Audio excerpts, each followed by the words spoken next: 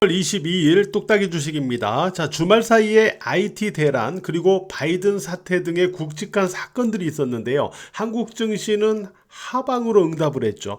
상승은 어렵고 하락은 쉬운 한국 증시의 특성을 또다시 보여주고 있습니다. 바이든의 사태와 해리스 부통령의 대선 주자 부각은요, 지난주부터 예상됐던 상황이죠.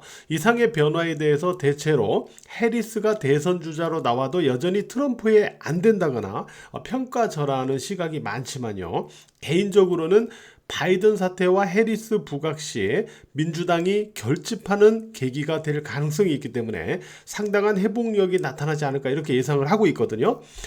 트럼프가 이제 공화당의 조직력보다는 개인기에 의존한 지지율을 만들어가고 있다라면 해리스는 민주당의 조직력의 지지율이 좌우될 가능성이 높다. 이렇게 볼 수 있기 때문에 과연 민주당의 결집이 어느 정도 이루어질 것인지가 관건이 될 것이다 라고 보고 있어요.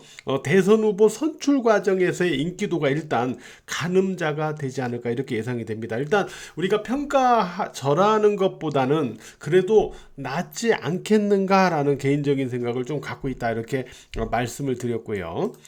코스피 지수, 자, 이 흐름에서 우리가 느낄 수 있는 건 두 가지입니다. 자, 첫 번째로 느낄 수 있는 부분은 뭐냐면은 2780포인트에 자, 여기를 너무 쉽게 깨버리죠. 그죠?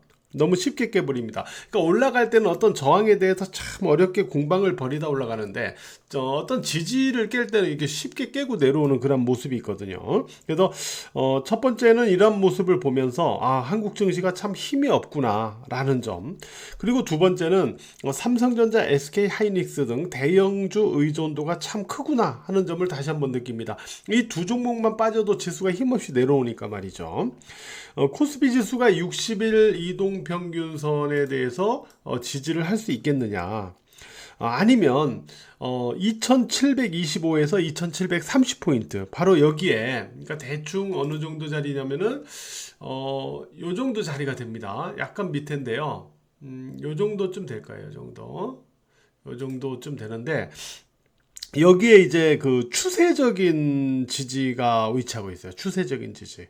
그러니까 이런 주월봉상의 어떤 중요 추세적인 지지 자리가 위치하고 있는데, 자, 과연 60일 이동 평균선을 지지하면서 2750포인트 전후죠. 지지하면서 일단 조종을 방어하겠느냐, 아니면 이 추세 지지 쪽에서 지지가 될 것이냐, 둘 중에 어디에서 지지 방어가 될 것인지는 결국 삼성전자가 어디에서 반등을 할 것인가, 이거와 관련이 있지 않나 이렇게 생각이 됩니다. 어쨌든 이 두 가지 위치 중에 하나에서는 지지 방어와 반등 시도가 나오지 않을까 이렇게 예상을 하고 있어요. 일단 삼성전자의 흐름을 이렇게 보면요, 삼성전자 같은 경우는 20일 이동평균선을 깨가지고 지금 일단 저항으로 해가지고 이렇게 좀 밀리는 그러한 흐름을 보여줬잖아요. 일단은 외국인 매수가 조금 돌아와야 돼요. 일단 금요일도 그렇고 오늘도 그렇고 외국인 매도가 나오면서 일단 주가가 밀리는 거기 때문에, 뭐 기관은 어차피 파는 애들이었기 때문에 계속 파는 거고, 외국인이 이제 사다가 다시 팔기 때문에 이제 눌리는 건데, 그래서 외국인 매수가 돌아와야 된다. 이것은 결국은 외국인 선물 매수가 돌아와야 된다라고 하는 이 식상한 멘트를 또 반복해서 말해야 되는 그런 상황인 거죠. 결국은. 그죠? 그래서 지금 삼성전자 같은 경우는 81,500원, 81,500원, 여기가 어디냐면은 이번 7월 달의 시가예요. 7월 달의 시가. 7월 달의 시가가 바로 여기죠. 여기입니다. 81,500원 여기죠. 제가 이 81,500원을 이전에 강조했던 거 기억나시죠? 이 81,500원. 여기에 올라서야 간다.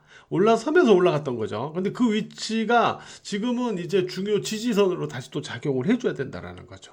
그죠? 요거를 일단 먼저 확인을 하고, 위로는요, 86,000원. 여기 위로 올라서야 패턴을 다시 회복해 나가는 그러한 측면에서는 의미가 있다. 이렇게 봐야 됩니다. 이 두 가지 위치를 체크해 주시고. 근데 조금 반도체 쪽에서는 조금 아쉬운 부분이 있어요. 이건 조금 이따 코스닥 얘기할 때 말씀을 드려보도록 할게요. 일단은 뭐 코스피든 삼성전자든 이대로 끝나는 패턴은 아니에요. 다시 한번 일단 돌아서는 회복을 시도하는 그런 모습이 있을 겁니다만은 다시 한번 단기적인 고난은 좀 극복을 해야 되는 그러한 상황인 거죠. 그리고 이제 코스닥 같은 경우는 이제 천덕꾸러기가 됐어요. 코스닥은 천덕꾸러기가 됐습니다. 10년 전에도 지금 지수 때였거든요. 그러니까 10년 전 지수 때에 지금도 머물고 있는 거죠. 그러면서 신규 상장주만 주구장창 뻥튀기 해가지고 계속 집어넣고 있죠. 이게 이제 코스닥 시장의 문제점인데 말이죠. 금요일에 이제 금요일에 이제 반등이 좀 있었죠. 이때 2차 전지를 중심으로 해서 반등이 좀 있었잖아요. 반도체, 그렇죠? 좀 이때 이제 제가 그런 얘기를 했잖아요. 이 반등은 올라가겠다라는 의지보다는 보상 심리 차원의 방어적 흐름에 불과하다. 그래서 830과 840 여기를 넘어설 때까지는 아직은 확인을 해야 된다라고 제가 토요일날 방송에서 말씀드렸는데 그대로 그냥 5일 이동 평균선의 저항을 받으면서 그대로 밀려버린 그런 모습을 보여주고 있습니다. 2차 전지와 반도체가 밀리다 보니까 낙폭이 컸어요. 이 두 가지 섹터는 이제 공통점이 있어요. 뭐가 있냐면은 트럼프 피해 섹터라는 거. 트럼프 피해 섹터로 인식이 되고 있다는 거. 그 다음에 이전에 이제 신용이 많이 유입됐던 섹터라는 그런 공통점이 있어요. 그래서 궁극적으로 보면은 패턴상 830포인트 이하로 많이 밀리지 않는 것이 좋겠다라고 제가 말씀을 드렸었는데 지금의 코스닥은 지수를 아래로 어디에서 지지를 받을 거냐 하는 지지점 체크는 사실 큰 의미는 없어요. 어디서 지지를 받을 것인지는 뭐 말 그대로 엿장수 맘대로입니다.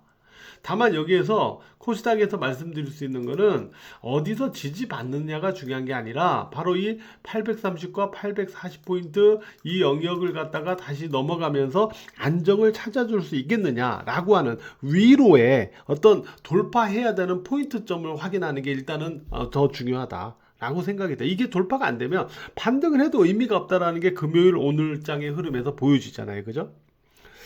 그 다음에 두 번째는 반도체 하락이 진정되면서 반등을 해야 됩니다. 그래야만 지수가 반등 분위기를 다시 갖출 수 있다. 이렇게 보고 있거든요. 그래서 우리가 이번에 7월 1일에서 7월 20일까지의 20일 동안의 수출 증가율을 보면은 지난해 같은 기간 대비 거의 19%가 증가를 했어요. 근데 이 증가된 거를 보면은 가장 큰 역할을 한 게 반도체입니다. 이 기간 동안에 반도체 수출이 57.5%나 또 증가를 하고 있어요. 지금 현재. 그러니까 반도체 수출은 계속 증가하고 있는데 반도체 주가는 거꾸로 아래로 내려가 버리는 역주행을 하고 있다라는 거죠. 참 이런 부분 보면은 한국 주식의 주가가 과연 이걸 어떻게 해석을 해야 되는지, 이런 좀 답답한 부분이 있습니다. 사실, 그러나 어쨌든 뭐 주가는 하방으로 많이 떨어졌는데, 내면에는 또 이렇게 수출 증가라는 반도체, 57.5%의 수출 증가라는 또 이 모멘텀이 또 내면에는 있어요. 그래서 이 반도체 주가는요, 일단은 신용 물량이 어느 정도가 좀 마무리되면 이렇게 물량이 좀 마무리가 되면 아마 돌아설 거예요. 반도체는. 제가 볼 땐 반도체 주가 이대로 끝날 것 같지는 않아요. 그 타이밍이 중요합니다. 그 타이밍이 아마 코스닥 지수 전반에 흐름의 변화하고 좀 맞물려서 나타나지 않을까 이렇게 생각을 하고 있습니다. 자, 오늘 특징주들을 좀 보도록 하죠. 오늘 특징주를 보면은 일단 첫 번째로는 우크라이나 재건주들이 오늘 강세를 보였어요. 트럼프가 젤렌스키 대통령에게 전화를 해가지고 재선하면은 전쟁을 끝내겠다 이렇게 의지를 표명했다고 그래요. 그러다 보니까 현대 에보다임하고 데모 그리고 삼부토건, HD 현대 건설기계, HD 현대 인프라코 이런 종목들이 오늘 상승을 했거든요. 근데 가만히 보시면 HD 현대 건설기계 보세요. 이런 종목들을 보시면은 데모도 그랬고 삼부토건도 그랬고 근데 이게 좀 더 뚜렷하게 나왔죠. 이게 뭐냐면 지난주부터 사실은 움직임 시도가 있었어요. 그죠? 움직임 시도가 있었습니다. 그죠? 이 통화 전에도 움직임 시도가 있었어요. 그러다가 이제 여기 또 올라간 거죠. 통화 그 내용이 알려지면서 이렇게 올라가는 건데 이 흐름이 오늘 반짝 첫 번째 움직인 게 아니라 지난주부터 움직임 시도가 있었잖아요. 그래서 이쪽 관련주, 우크라이나 재건주들은 일회성 상승이라기보다는 궁극적으로 향후에 틈틈이 좀 부각됐어요. 제가 지난번에 전자화폐, 가상화폐 쪽도 그런 얘기를 했는데 대선 전까지는 좀 틈틈이 부각될 수 있는 그러한 시세의 어떤 특성을 갖추지 않을까 이런 생각을 좀 갖거든요. 이런 포인트를 갖고 좀 체크를 해주시고 그 다음에 오늘 조선주들도 올랐어요. 좀 오른 종목들이 있어요. 선별적으로 올랐는데 선가 지수의 상승세 지속 이런 모멘텀을 갖고 있어요. 자, 일단은 HD 한국조선해양이 종목들 중에서 가장 선도주로서의 어떤 우위용을 일단 보여주고 있지 않느냐 이렇게 좀 보여지거든요.